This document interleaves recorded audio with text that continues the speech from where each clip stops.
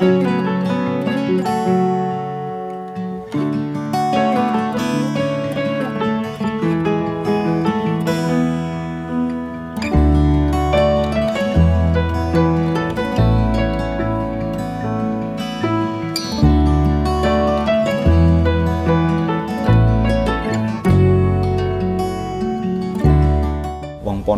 ini punya sekian reog, padahal sekian reog, satu reog aja butuh sekian ribu helai.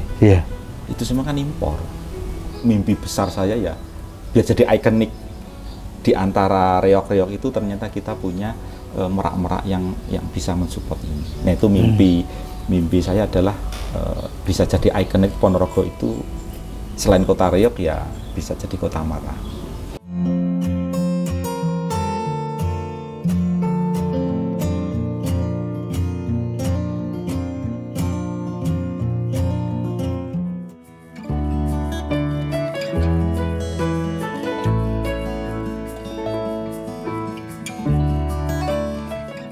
Sampai seberapa Pak usahanya untuk mimpinya sampai ke sana?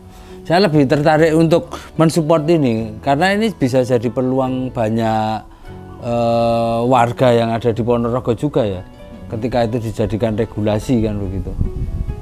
Kalau saya sih sebenarnya mengalir dan tidak terlalu banyak berharap itu, cuman ya dari yang sudah ada ini bisa mempengaruhi orang dengan sendirinya. Karena kan kalau kita di lingkungan kita kan, kalau kita ngajak orang itu susah banget. Tapi kalau orang itu melihat apa yang sudah kita hasilkan, gampang kan? Biar kita jalan mengalir, saya pokoknya ya bergerak gitu. Hasilnya nanti seperti apa saya juga belum tahu. Nah, dengan yang sekian puluh merak saya itu, saya juga belum tahu juga kan seperti apa nantinya. Saya bergerak aja lah. Bergerak aja. Jadi kalau kita melihat tentang merak ini, usaha penangkaran merak, ini kan sebagai unit usaha kan begitu.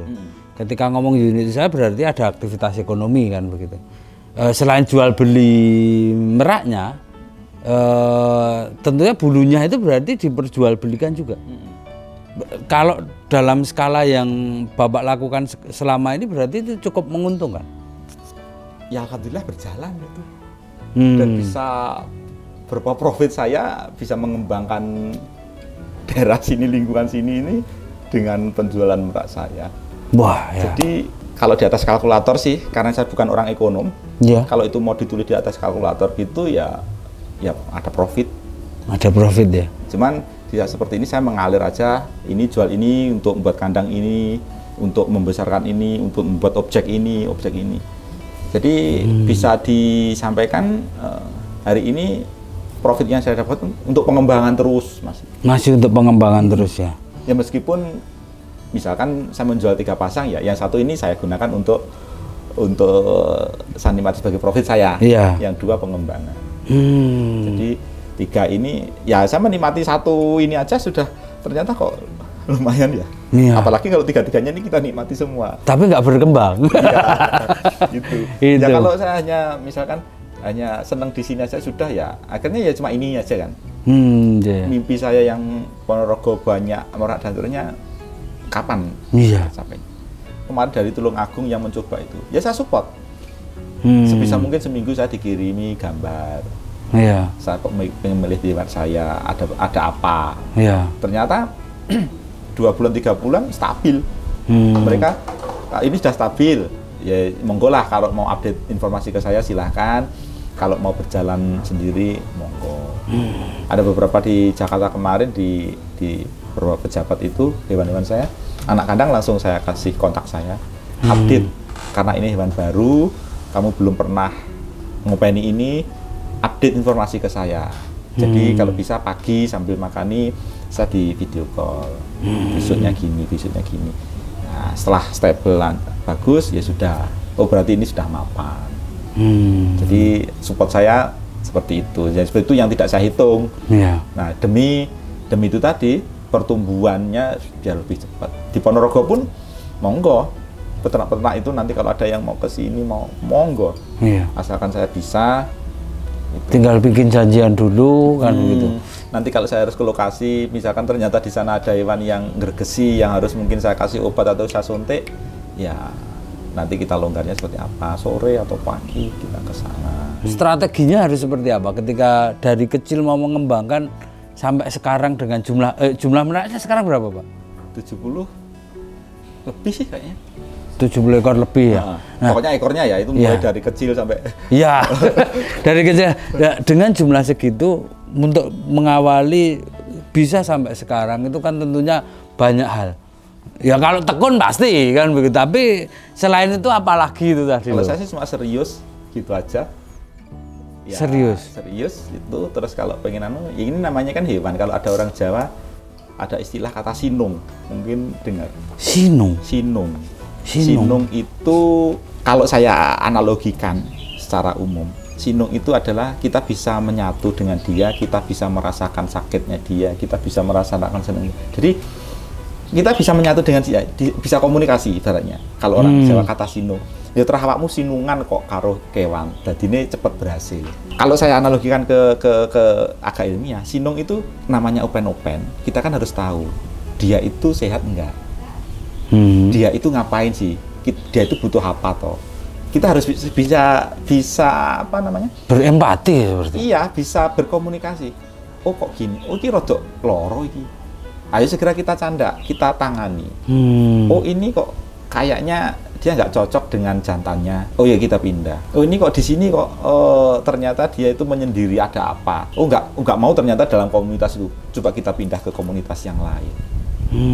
Nah, jadi itu sangat mendasar sekali dan itu salah satu faktor. Tapi itu bisa dipelajari. Value-nya akhirnya ketika ngomong ini kan bukan hewan ternak. Ketika ngomong ternak itu kan masalah input dan begitu. Bobot berat, harga mahal kan gitu. Tapi ketika ngomong seperti ini kan perspektifnya berbeda. Ya, jadi kita nemu yang pertama itu sinung tadi, kemampuan untuk memahami. Selanjutnya apa lagi, Pak, itu? Ya telaten yang jelas ya. Yes, kalau kita kembali ke religi ya, di saat kita bergerak dan seterusnya, suatu saat itu kan akan ada yang mengimbangi. Kalau masalah profit dan sebagainya, ya intinya kita bergerak gitu aja lah. Kita jangan sampai diem. Ya, diem itu maksudnya diem itu bukan tapi kita bergerak.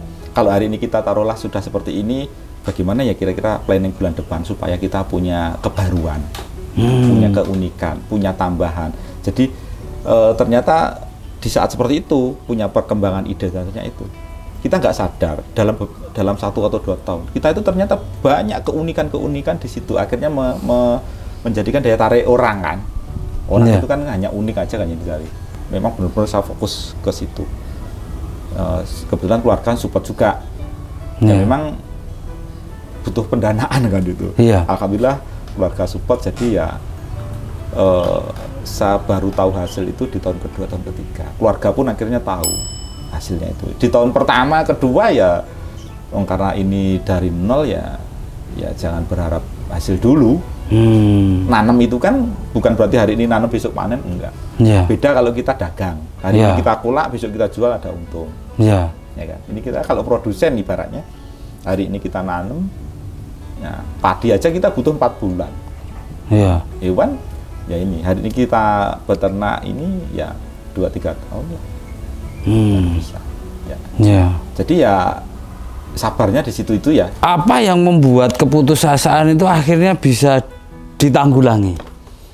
Tentunya usaha kan pastinya ada momen-momen di saat down kan itu. Beberapa waktu lalu Merak itu di Indonesia itu polling karena impor banyak ya.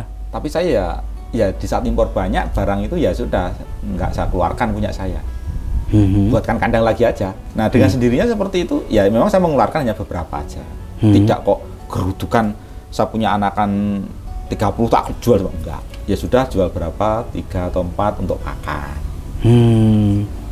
Jadi tidak saya jual semua untuk saya ambil profitnya, enggak. Karena pasar seperti itu, pasar udah holding waktu itu. Lah impor besar-besaran. Dengan seperti itu ternyata saya bertahan seperti itu. Alhamdulillah apa ya? Selalu ada aja subsidi ini dan akhirnya Merak saya itu semakin banyak. Akhirnya di saat banyak gitu kan saya mau dudut berapa sih ibaratnya mau menjual 4-5 kan stok saya masih banyak melimpah. Misalkan ini ternyata harga saya mau saya jual di bawah pasar pun saya juga enjoy aja. Kalau ini dari kota Ponorogo berarti berapa jauh ini? 89 kilo. 89 kilo. Dan ini agak masuk ya, berarti ini iya, agak masuk desa. Masuk desa ya. Dan ini. Nggak ada jalur khusus ke sini dari kota kan, nggak ada juga. Jadi ya delesep lah. Nah, dengan posisi yang seperti ini, usaha penangkaran merak itu ada ngaruh nggak? Lokasi itu berpengaruh nggak? Kalau saya malah seneng yang seperti ini, seperti yang di desa-desa seperti ini. Udara kan bebas. Oh iya, lebih segar maksudnya. Berarti selama ini strategi untuk penjualan itu tetap menggunakan media online kan? Iya. Dan hari ini saya belum publikasi. Oh, belum publikasi? Biasa ada orang yang datang tahu, kadang dia ngupload di YouTube-nya, di kontennya. Terus ada yang kontak gitu? Jadi saya itu nyaris belum publikasi. Iya. Bahkan di Facebook sama IG saya masih belum ada konten itu. Oh, lah gimana terus ini nanti terpublikasi tidak ada masalah tapi? Ya nggak apa-apa. Oh, iya. Maksudnya saya itu gini, kalau saya publikasi seperti itu dan seterusnya, hewan saya seperti ini, taruhlah ya rezeki itu ada orang butuh banyak, itu habis kan? Iya. Saya nggak punya stok lagi kan? Iya. Karena apa menawarkan ya? Iya. Nah biar banyak aja dulu. Kalau ada pedagang-pedagang itu kan habis dia impor misalkan gitu. Iya. Nah, kalau saya sebisa mungkin dari saya semua aja. Jadi benar-benar ini hewan lokal lah ibaratnya. Iya. Ya baik Pak. Terima kasih untuk informasinya. Jadi ini bisa jadi referensi bagi warga Taniling semua, juga pengusaha-pengusaha muda yang ada di desa begitu. Insya Allah. Bisa dipetik pelajaran dari sini bahwa usaha dimulai dari kecil pun bisa menjadi luar biasa kan begitu. Ya, terima kasih Bapak atas waktunya. Ya demikian warga Taniling TV, semoga video ini bermanfaat dan jangan lupa untuk like, komen dan subscribe di channel Taniling TV dan download aplikasi Taniling di Play Store. Salam Taniling TV, bisnis agri tak pernah mati.